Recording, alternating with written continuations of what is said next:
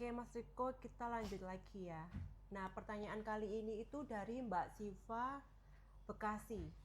Pertanyaannya tuh gini Mas, dia itu sejak kecil dididik sangat keras oleh orang tuanya. Mm-mm. Dan banyak trauma yang dia alami mulai dari suka dipukulin sama orang tuanya, dibully jelek lah, item lah, hingga berbagai pelecehan seksual.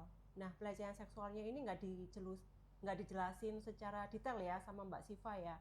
Pelecehannya ini diperkosa atau ditoel-toel atau gimana gitu. Langsung aja mungkin ya Mas dijawab ya. Terus dia dapat Terus suami yang dia tuh dapat suami yang temperamen juga seperti orang tuanya gitu. oke. Nah, dia tuh jadi pribadi yang sangat emosian, temperamen, dan dia mempunyai pasangan yang temperamen dan suka emosi juga. Mm-mm. Nah, sekarang itu dia udah punya anak laki-laki 2, Mas. Mm-mm. Jadi anaknya ini ketika berbuat salah itu langsung dimarahin dan dipukul. Tapi Oke, setelah marahin dan setelah mukul anaknya, dia merasa merasa bersalah. bersalah. Oke. Nah, setelah merasa bersalah, tapi dia terus ngelakuin itu. Hmm. Kayak nggak bisa berhenti gitu loh. Mm-mm. Gitu. Terus dia itu... Hah? Irorinya nggak dulu ya? Oke. Oke, jadi gini. Jadi ketika kalian menghadapi suatu fenomena waktu masih kecil, misal kalian dimarahi bapak, ibu kalian, dan itu membekas, menimbulkan luka. Tapi kalian nggak mau menghadapi luka kalian, nggak mau menyadari rasa sakitnya, walaupun kalian kan udah remaja, Ya, nggak banyak interaksi sama bapak ibu kalian kan, betul. ya kan? Iya. Tapi luka itu tetap harus sembuh, ya kan? Dan akhirnya semesta mendatangkan orang-orang, entah itu teman, entah itu suami, entah itu istri, yang karakternya pasti sama, 100%, Oke. agar luka kalian sembuh, untuk memicu pendaman kalian. Ketika dimarahin ya pasti ngerasa sakit kan. Iya. Nah, karena udah kesimpan lama, kalian nggak sadar, ya dihadirkan orang yang mampu memicu pendaman tersebut. Dan kemudian yang kedua adalah ini, ketika kalian ada trauma yang diakibatkan oleh kemarahan ortu, ketika kalian menolak rasa sakit kalian akan menjadi orang yang sama dengan orang tua kalian. Kalau kalian dimarahi, kalian akan menjadi pemarah. Iya. Ketika kalian belum mampu menghadapi rasa sakit akibat dimarahi orang tua tersebut, ya kalian akan tumbuh menjadi ibu atau bapak yang pemarah. Kemudian kalian akan marahin anak kalian dan setelahnya kalian merasa bersalah. Nah, Dan ini kan kayak bumerang kan. Iya, dan Kayak menarik orang menyakiti yang sama ya Mas. dan menarik orang yang sama. Jadi intinya adalah yang perlu diselesaikan adalah rasa sakit kalian akibat dimarah-marahin. Oh, oke.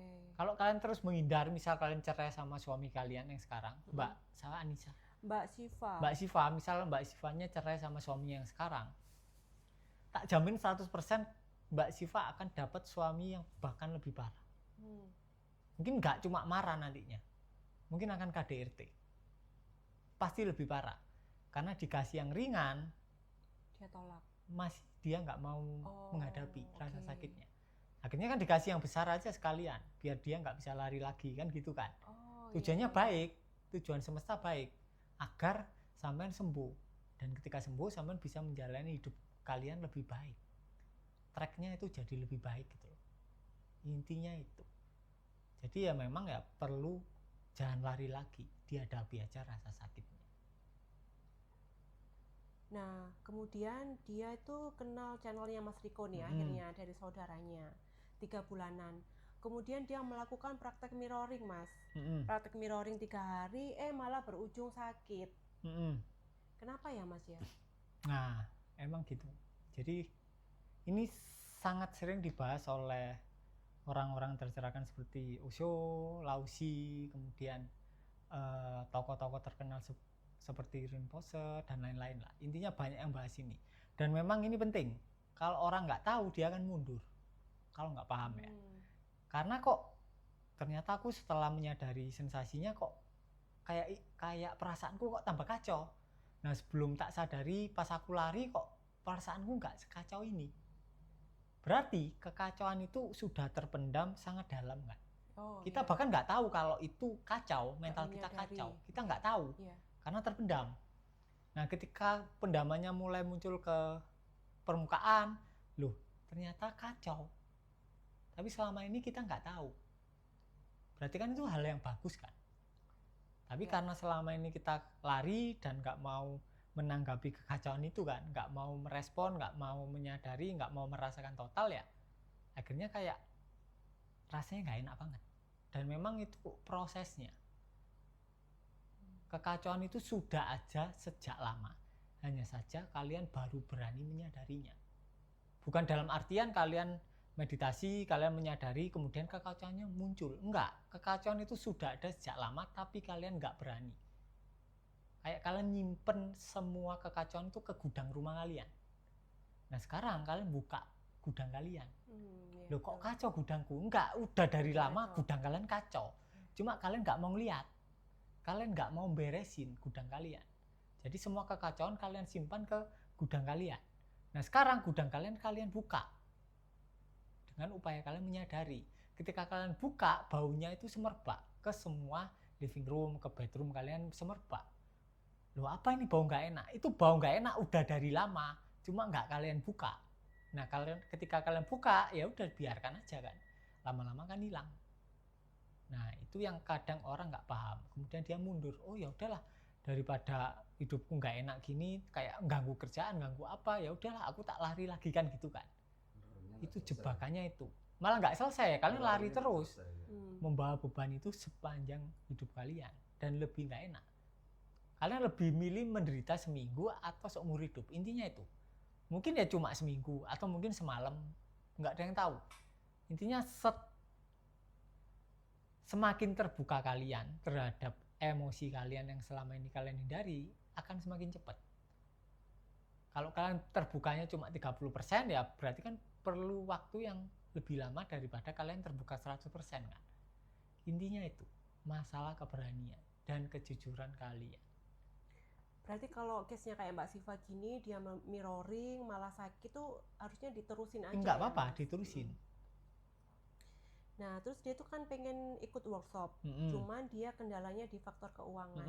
Nah, berarti dia punya masalah finansial ya. Ini ada hubungannya juga nggak Mas sama traumanya dia? Berhubungan ya. Biasanya gini, apalagi ketika kedua orang tuanya dulu kaya. Misal orang tuanya Mbak Emma kaya nih, kaya banget nih. Tapi tiap hari Mbak Emma ngelihat orang tua sampean ribut. Kira-kira kesimpulan yang muncul di kepala anak kecil apa? Uang membawa masalah. Nah, uang membawa keributan. Kira-kira Mbak Emma akan tumbuh menjadi pribadi yang kayak gimana? Membenci uang ya. Membenci uang. Ya. Dan akan menolak siapapun yang memberi, kayak misal ada orang mau nraktir Mbak Emma, itu pasti sampean tolak. 100% sampean tolak. Sampean akan menjadi orang yang nggak enakan untuk menerima rezeki atau berkah. Dan sampean membenci uang. Ketika suami sampean akan nyari suami yang finansialnya biasa-biasa aja. Ya.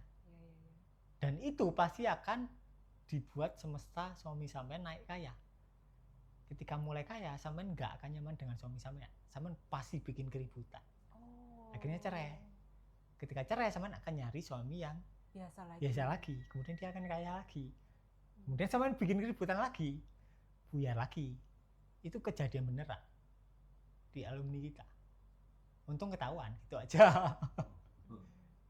Jadi intinya ya, trauma yang belum selesai di masa kecil itu harus diselesaikan. Kalau nggak gitu ya jadi shadow di kehidupan kita yang sekarang. Dan jadi perlu disembuhkan. Dan memang trauma ini menghalang ini ya, inner child yang terluka di masa kecil itu menghalangi banyak aspek di kehidupan kita ya.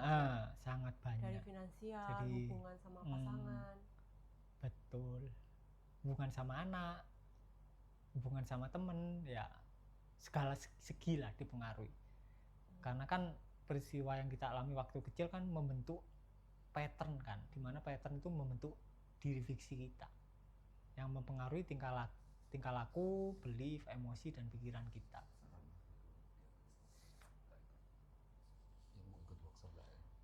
Jadi buat sarannya Mas Riko gimana nih buat orang-orang yang belum punya uang untuk mengikuti workshop, sebaiknya apa yang dilakukan Mas? Jual kalung kalian buat ikut. Enggak usah ikut, mending enggak usah ikut. Kita ketemu nanti ketika kalian udah jelas nih finansialnya, baru kita bisa ketemu lah. Jadi buat teman-teman yang belum punya uang ya untuk mengikuti workshop, eh, ikutin aja channel tanpa pintu dan disadarin rasa kekurangannya. Betul. Ya kan. Mending kalian mirroring aja dulu, nanti ketika finansialnya udah stabil ikutlah buat main-main. Jangan serius-serius. Kalau kalian ikut sekarang, kalian lagi ada masalah finansial, kalian ikut, menurutku enggak begitu efektif sih. Nanti prakteknya terlalu tegang ya Mas. Prakteknya terlalu tegang dan kalian nggak bisa main. Ya. Ada motif. Lebih baik kalian cari uang dulu yang keras. Padahal Ya kan? Mas Riko nyuruhnya main-main ya. Main-main. Nah, intinya itu. Intinya kalau nggak punya uang ya nggak usah ikut. Ya nggak usah jual emasnya. Ya disimpan aja mending emasnya kan gitu kan. Buat makan dulu. Nah, Oke, jadi teman-teman buat yang tergerak ya untuk ikut kelas Letting In, silakan hubungin Mas Hari di 0852 3044 5019. Terima kasih Mas Riko. sama-sama.